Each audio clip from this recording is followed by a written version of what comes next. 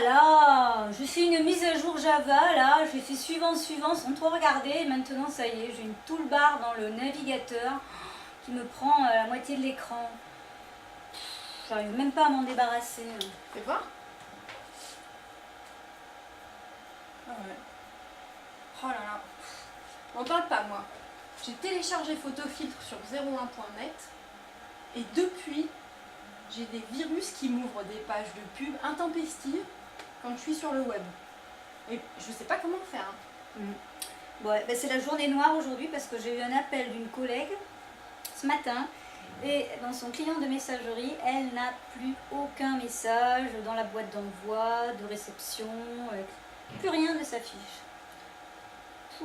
C'est la galère. Qu'est-ce qu'on va faire? J'ai une idée si on appelait le professeur. Ah, on va appeler professeur cyber. Oui.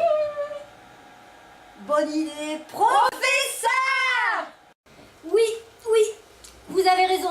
Parfois, on peut perdre des données, soit à cause de matériel défectueux ou alors une mauvaise manipulation, ce qui pourrait expliquer par exemple la perte des messages dans la messagerie de votre collègue. Alors, qu'est-ce que c'est? Vous faites l'objet d'une attaque de la part d'un logiciel malveillant qu'on appelle aussi malware. Alors, si on fait le tour de ces logiciels malveillants, ce qui me vient à l'esprit d'abord, ce sont les virus.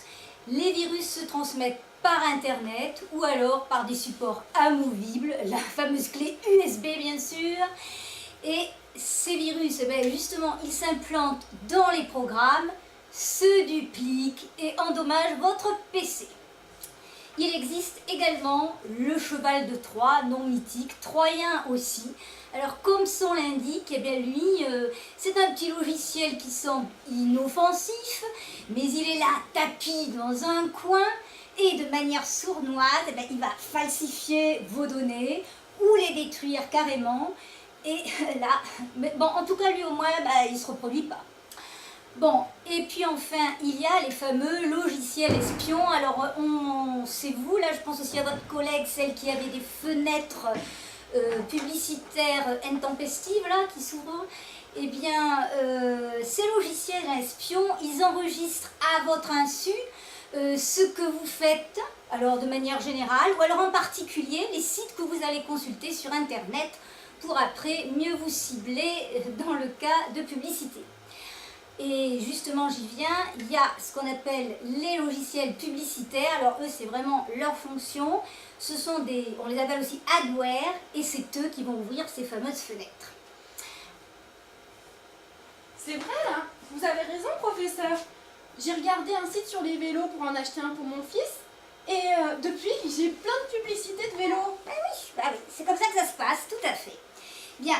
Alors, comme il vaut mieux prévenir que guérir, et je vais vous donner quelques petites règles de vigilance à respecter. La première, déjà, bien entendu, c'est d'installer un antivirus, mais bon, on y reviendra, je vais détailler par la suite.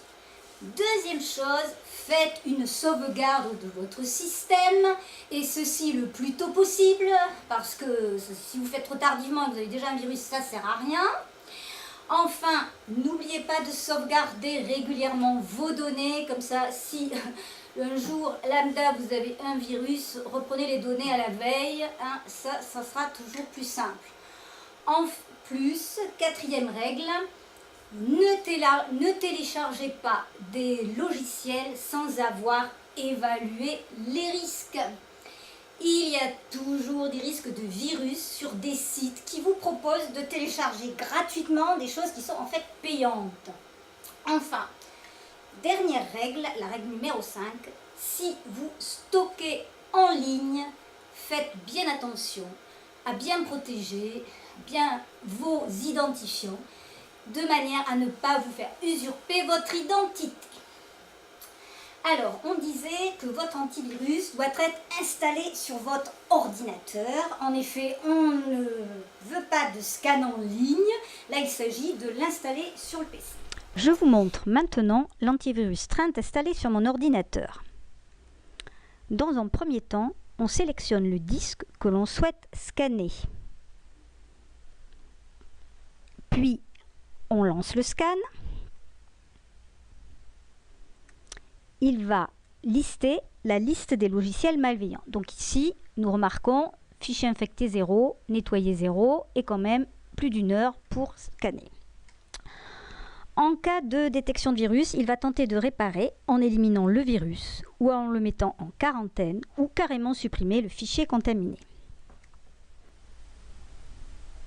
Votre antivirus doit se lancer automatiquement et doit être régulièrement mis à jour. Chaque jour, de nouveaux virus font leur apparition.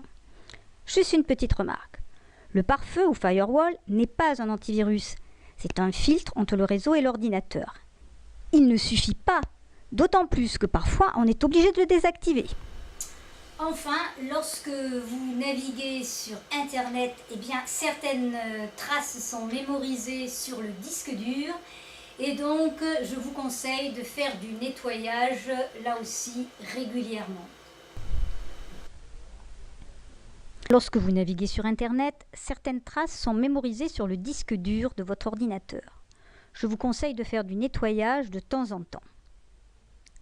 Pour éliminer les cookies, petit fichier texte témoin de connexion, nous allons aller voir ce qui se passe dans Firefox. On clique sur Outils, supprimer l'historique récent, et là, vous voyez, on peut sélectionner ce qu'on veut effacer du disque dur, donc en troisième ligne, les cookies. Je clique, et voilà, notre ordinateur a été nettoyé. Je vous remercie pour votre attention. Au revoir.